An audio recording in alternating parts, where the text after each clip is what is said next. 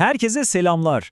Bugün kelimelerin o gizemli dünyasına giriyoruz ve aslında çok basit görünen ama çok önemli bir sorunun peşine düşüyoruz. Neden Ahmet derken büyük harf kullanıyoruz da çocuk derken kullanmıyoruz? İşte bütün sır özel adlar ve tür adları arasındaki o ince çizgide saklı.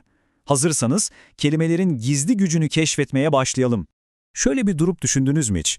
Etrafımızdaki her şeyin ama her şeyin bir adı var.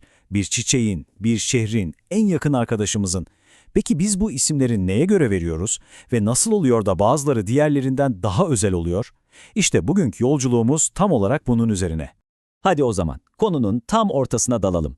Aslında varlıklara verdiğimiz tüm bu isimler iki büyük takıma ayrılıyor. Bir tarafta özel olanlar, diğer tarafta ise genel olanlar var. Gelin şimdi bu iki takımı da yakından tanıyalım.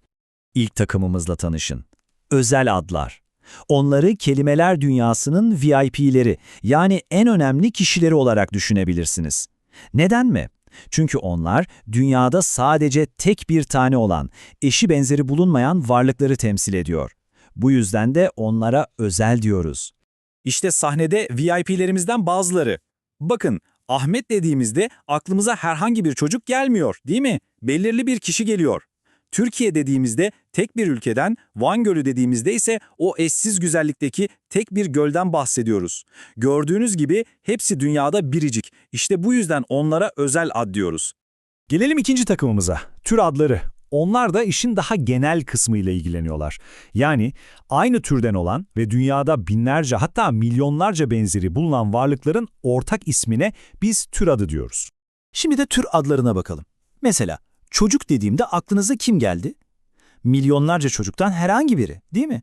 İşte bu genel bir isim. Aynı şekilde ülke ya da şehir dediğimizde de aklımıza tek bir yer gelmiyor. Bu kelimeler genel bir kategoriyi anlatıyor. İşte bunlara da tür adı deniyor.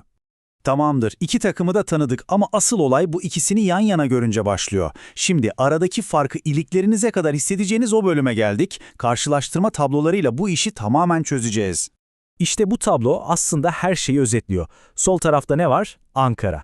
Dünyadaki tek bir yeri gösteren özel bir ad. Peki sağda? Şehir. Yani Ankara'yı da, İstanbul'u da, İzmir'i de içine alan kocaman bir kategori, genel bir tür adı. Fark anladık mı? Elif özeldir ama öğrenci geneldir. Hadi birkaç örnekle daha iyice pekiştirelim. Uludağ, belirli bir dağın özel adı ama dağ kelimesi dünyadaki bütün dağları kapsayan bir tür adı. Karadeniz özeldir, tektir ama deniz geneldir. Atatürk, tarihteki o özel insandır, insansa hepimizi kapsayan bir tür adıdır. Madem bu özel adlar bu kadar VIP, o zaman onların kendilerine özel kuralları da olmalı, değil mi? Kırmızı halıları, özel giriş kartları falan, işte şimdi kelime dünyasında onlara tanınan o ayrıcalıklara, o özel kurallara bakıyoruz. İşte o iki altın kural aklınızdan hiç çıkmasın.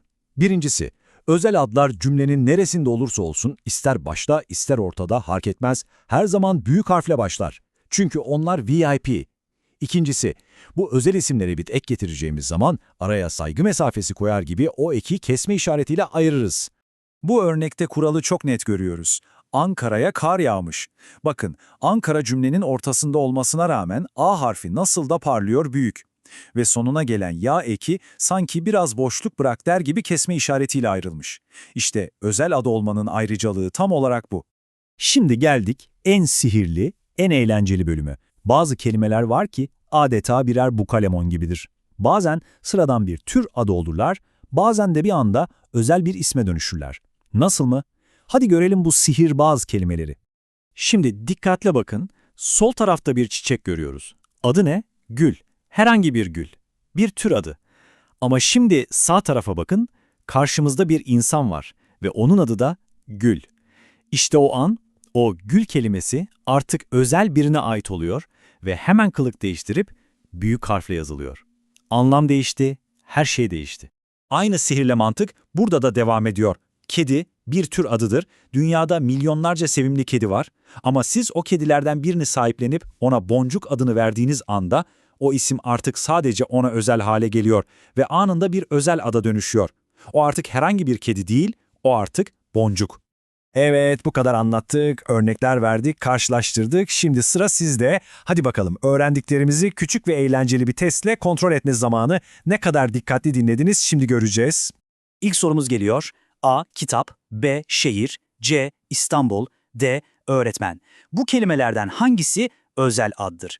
Şöyle bir düşünün, hangisi dünyada sadece bir tane ve eşsiz? Cevabı bulanları tebrik ediyorum. Tabii ki doğru cevap C. İstanbul. Çünkü kitap, şehir ve öğretmen genel kavramlar. Ama İstanbul, dünyadaki o eşsiz tek bir şehri anlatıyor. İkinci sorumuz bir cümleden geliyor, dikkat. Ayşe okula gitti. Bu cümledeki tür adı yani genel olan kelime hangisi?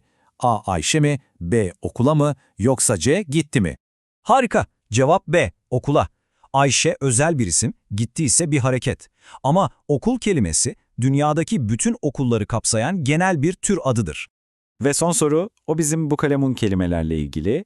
Kedim tekire mama verdim cümlesindeki tekir kelimesi sizce bir tür adı mı yoksa özel ad mı? Süpersiniz. Cevap tabii ki B. Özel ad. Çünkü tekir artık herhangi bir kediyi değil, benim kedimi diğerlerinden ayıran, ona verdiğim o özel ismi ifade ediyor.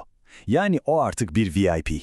Evet arkadaşlar, bugünkü yolculuğumuzun sonuna geldik. Aklımızda kalması gereken en önemli şey şu: özel adlar tek ve özeldir, birer yıldız gibidir. Tür adları ise geneldir. O yıldızların ait olduğu galaksi gibidir. Ve unutmayın, o küçücük bir büyük harf farkı aslında kocaman bir anlam farkı yaratır. Şimdi kapanışı yaparken sözü size bırakıyorum. Tıpkı gül gibi hem bir çiçek türünü hem de özel bir insan ismini ifade edebilen başka hangi kelimeler geliyor aklınıza? Belki deniz veya toprak. Bulduğunuz örnekleri yorumlara yazın. Bakalım kimler ne kadar yaratıcı. Bir sonraki derste görüşmek üzere, hoşça kalın.